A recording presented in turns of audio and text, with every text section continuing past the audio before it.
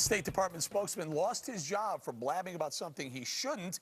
Meanwhile, our Director of National Intelligence, James Clapper, seems to step on his tongue regularly, and he still has his job. Look at these blunders. Number one, he was unaware of terrorist arrests in London. Number two, he said the Muslim Brotherhood was, quote, largely secular. And number three, he called Russia and China our biggest threat. Mr. Obama, put down the 9-iron and do something about this. Conservative radio show host Ben Ferguson joins us from Tennessee. Ben, were you surprised that P.J. Crowley resigned? No, I'm not. But I'm also not surprised that the administration will back up people that make ridiculous comments like this time and time again, because I think that's their ideological viewpoint. They don't understand the world. I mean, who in their right mind thinks the Muslim Brotherhood, for example, is a secular group? At the same time, who thinks the guy who has the biggest leak to national intelligence is somehow being treated inhumanely by having solitary confinement 23 out of 24 hours a day? That's pretty normal for a guy that's done that, I would say. So you're saying P.J. Crowley should have resigned on the WikiLeaks, whatever, the guy that's in jail, his treatment, absolutely, because it shows. But yeah, let's talk about how out of touch he is. Let's talk about James Clapper, the DNI Director of National Intelligence. How alarming is it the guy is seemingly unaware of all the important events going on in the world of terrorism?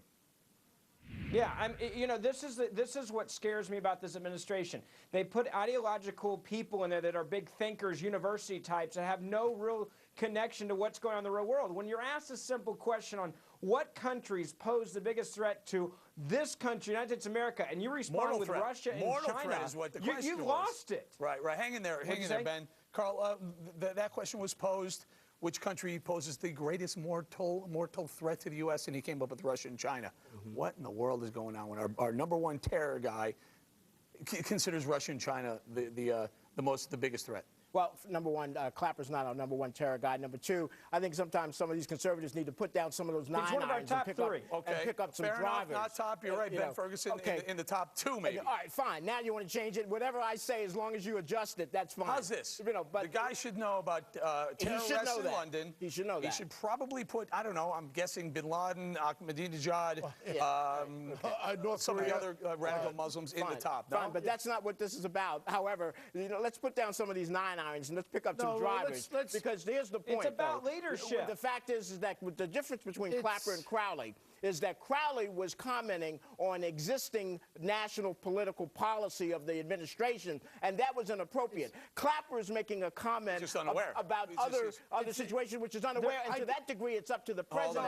I think what Jim Clapper's all about is the fact that he's put in a position where he really doesn't know what he's talking about, along with other members of the Obama administration in the business world who never ran businesses, now are trying to tell us what's wrong with the economy. It goes back and forth. You got to get professional people that are experts in this area. This guy, when he starts talking, this Clapper, they should clap him on the way out, because this guy has no clue. Well, there's a difference between naive comments and uninformed comments. This is not a naive comment. This is not a naive comment. Hear me out here. If you've got somebody that makes a naive comment, let's say they're in charge of education or agriculture, that's one thing. You're dealing with life and death situations with national security. You don't get a redo 2, 3, or 4 times over. Ben, the fact is that Ben is using hyperbole here to describe a situation. No, it's called national security. Ben, you wanted us to hear you out. We've heard it. We haven't heard anything substantive. The fact is that what we're talking about is that the president's discretion, he can make adjustments in terms of who is in that position if he feels he's making an appropriate comment. You're right, and he's making bad decisions. Guys, hold on, please.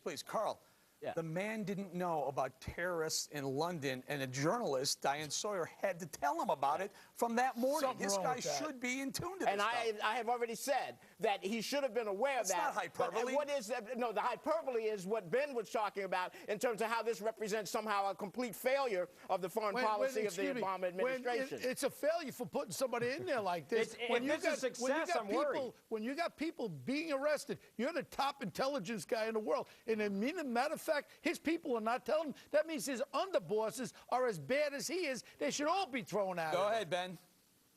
Yeah, the fact is, you look at this guy, he doesn't know things that deal with issues of life and death. And if you're saying that you can defend this, fine. When something bad does happen, are you going to come back on this show and then defend him and say, oh, well, he can't be all-knowing, or, oh, well, he was talking about something else? How many times does a guy get a mulligan with his 9-iron? That's my question. I'm going to have to say by the end of the Final Four, he will no longer be the DNI. I'm just saying. All right, we're going to have to leave it there. Thanks to Ben Ferguson. Up next.